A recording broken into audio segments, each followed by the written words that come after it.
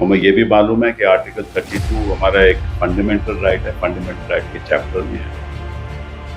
और मैं आज जनता के सामने कुछ बातें रखना चाहता हूँ जिससे साफ जाहिर हो जाएगा कि सुप्रीम कोर्ट को कोई ना कोई सिस्टम बनाना चाहिए, कोई पॉलिसी, कोई नीति बनानी चाहिए जिसके आधार पे जनता को मालूम हो कि कब सुप्रीम कोर्ट आए और कब नहीं आए। मैं आपको कुछ उदाहरण देता हूं। अर्नब गोस्वामी के मामले में तुरंत 32 पिटीशन हुई और सुप्रीम कोर्ट को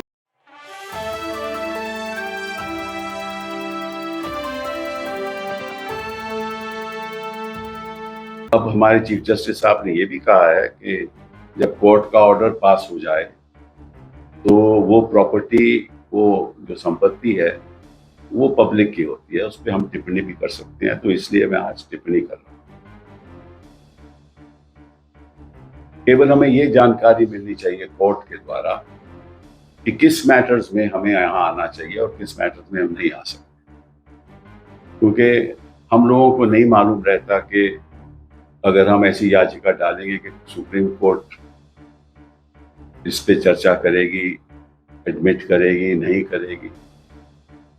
हमें तो इतिहास का मालूम है, हमें ये भी मालूम है कि आर्टिकल 32 हमारा एक फंडामेंटल राइट है, फंडामेंटल राइट के चैप्टर में है।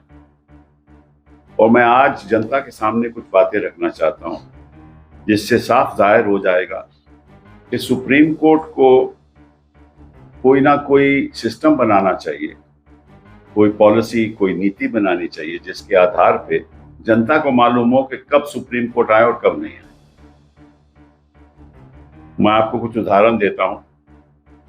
अर्नब गोस्वामी के मामले में तुरंत 32 पिटीशन हुई और सुप्रीम कोर्ट ने उसको एडमिट किया और राहत भी दी। बिल्किस याकूब के मामले में भी ऐसा हुआ, विनोद दुआ के मामले में भी ऐसा हुआ। मधुले में, मैं पुरानी बात कर रहा हूं, वर्सेस स्टेट ऑफ महाराष्ट्र, वो कॉन्स्टिट्यूशन बेंच ने सुना।